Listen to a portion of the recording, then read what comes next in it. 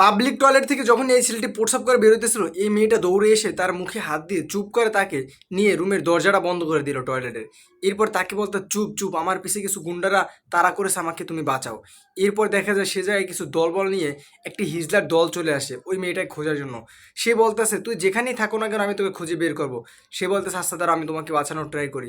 এরপর তারা একের পর এক সকল দরজা খুলতে থাকে, কোথাও মেয়েটাকে খুঁজে পাইতেছ না। এরপর একজন দুষ্ট লোক কি করলো, দরজার নিচ দিয়ে যখনই তাকায় দেখে ভিতরে একজন লোক বসে আছে। বলতেছে, ম্যাম ভিতর তো একজন লোক। দরজা টোকা দিয়ে বলতেছে, ভাই তাড়াতাড়ি বের হও। ওই পাশ থেকে লোকটা বলতেছে, ভাই আমার কষা হয়েছে, আমার আসবে আসবে বলে এখন আসতেছে না, আমার অনেক সময় লাগবে। আর ওই মেয়েটা ওই জায়গায় লুকাই থাকে। এরপর তারা বলতেছে, চল এই জায়গায় মনে হয় নাই, আমরা অন্য জায়গায় খুঁজে দেখি, এই জায়গায় তো আমরা সব খুঁজে বের করছি।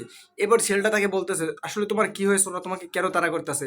সে বলে, আমি তোমাকে সব কিছু পরে খুলে বলবো, আগে তুমি আর আমি এই জায়গায় পালাই, আর নাহলে ওরা দেখলে সমস্যা আছে। এরপর যখন তারা পালাই যায়, একজন লোক বলে, ম্যাম আমি 100% শিওর ওরা এই জায়গায় আছে। বলতেছে, ওরা যদি সত্যি এই জায়গায় থাকে চল তাহলে বিষয় বাইর করি। এবার যখনই তারা লুকায় চলে যেতে চায়, তখন ওই জায়গায় একজন গার্ডের সামনে তারা পড়ে। এখন গার্ড বলতেছে, ভাই ওকে তো আমি ধরাই দেবো, ওকে তো খুঁজতে আছে। এখন ওই লোকটা বলতেছে, না ভাই খুঁজে দিও না, ও তোমাকে ধরাই দিলে তুমি যে কয় টাকা পাবা তোমাকে সেই কয় টাকা পুরস্কার করতে আসে।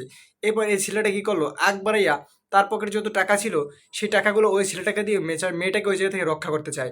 এরপর তাকে নিয়ে যখনই পালাই যায়, তখনই এইদিকে দেখা যায় পিছনের দরজায় হিজড়াদের হাতে তারা ধরা পড়ে। এবার মেয়েটা বলতেছে, আমার ভুল হয়েছে মা, আমাকে ক্ষমা করে দিন। আর সে বলতেছে, তোর কোনো ক্ষমা নাই। এরপর সে তাকে ধরে ফেলে।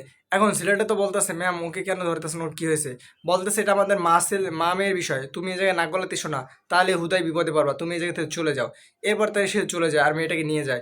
এখন একটা লোক এসে বলতেছে, ম্যাডাম কাজ কি হয়েছে। বলে, হ্যাঁ সব কাজ ঠিক মতোই করছি, দেখুন ভাই কি ঠিক